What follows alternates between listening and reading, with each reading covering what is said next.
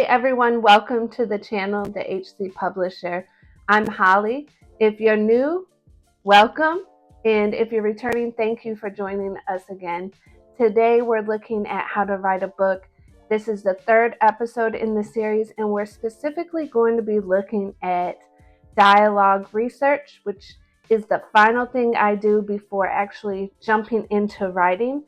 I'll also show you how to start that first chapter and bring the pre-writing together with the writing process, how to stay in flow. And I, of course, am using some higher conscious practices. If you can see, there's smoke billowing up from the incense.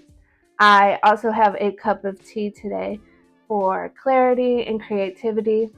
The cup says home sweet home, which I thought was perfect.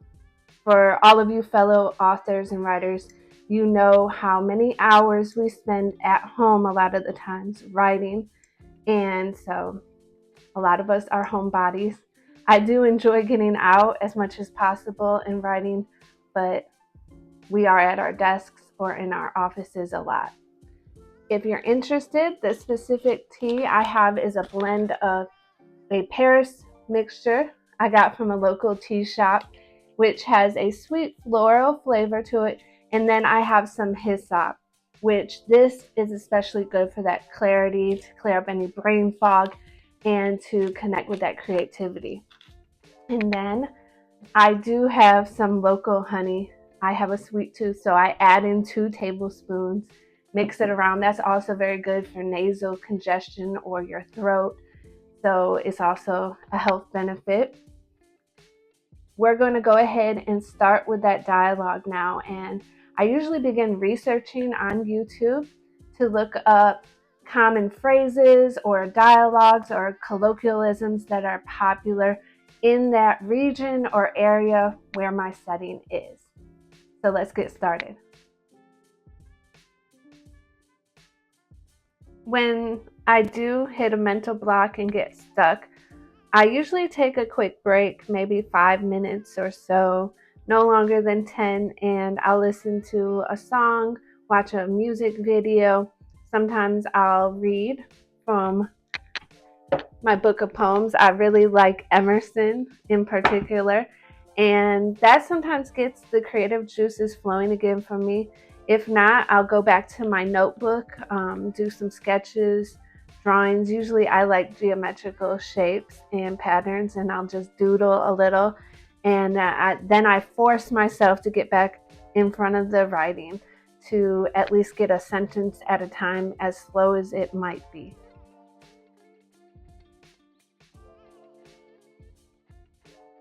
Before I start writing, I like to do a bit of research on how people actually speak in the setting of my story, if possible.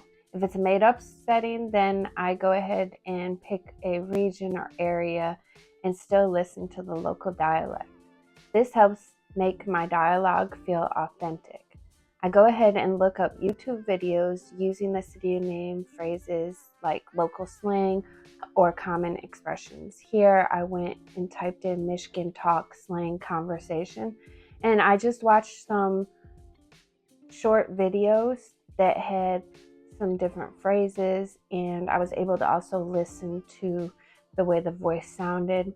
I got perspectives from different races, ethnicities, because my book is multicultural, so that was also important.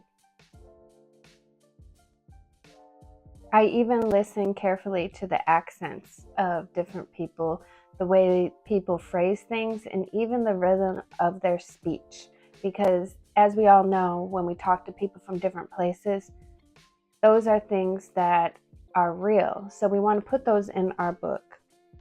From there, I jot down notes in my physical notebook on paper with a pen, things like dialect quirks, regional colloquialisms, and any other popular phrases that stand out to make my characters sound like they belong.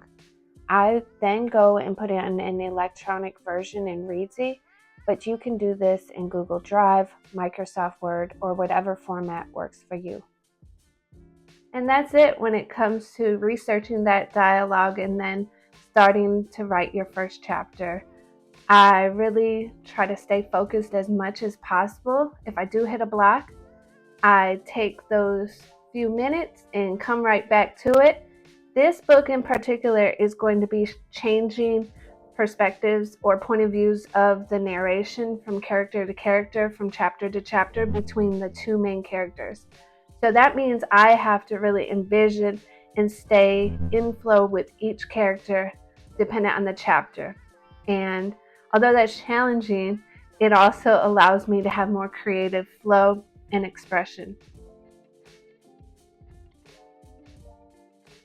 Now that I have a feel for the dialogue, I revisit all of my pre-writing notes. This is where I visualize exactly where my story is going to start. I already know this book picks up with my main characters on the run, trying to flee the country after a secret government ops group comes after Elisa because of her gifts. They're heading towards the Canadian border when, boom, a car rams into them. That's the opening scene. High tension right from the start. I type this in, adding it to my major plot point that I copy and paste over from the pre-planning document into the actual manuscript where I type. I usually put it in bold print so it stands out in contrast to the typing I'm going to do for the actual chapter. Here I'm adding those details in.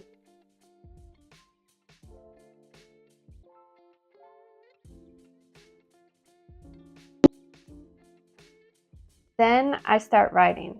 I picture the setting, the cold night air, the stretch of empty road ahead, the sudden jolt as the car gets hit, and I really try and see it in my mind as if I'm the actual character experiencing it. I want to draw my readers in immediately and keep them hooked. Whenever I do hit a mental block writing, I take a quick break. I like to listen to music when I write or watch a short video for inspiration. Sometimes I'll even pause and read a page of a book that I'm into. But I make sure to stay as focused as possible. No endless scrolling on social media, especially. That is one of the things that I try and avoid at all costs during writing, because before you know it, it'll take up all of your writing time. And I always end my chapters on a small cliffhanger or a major change or an event that keeps the readers hooked.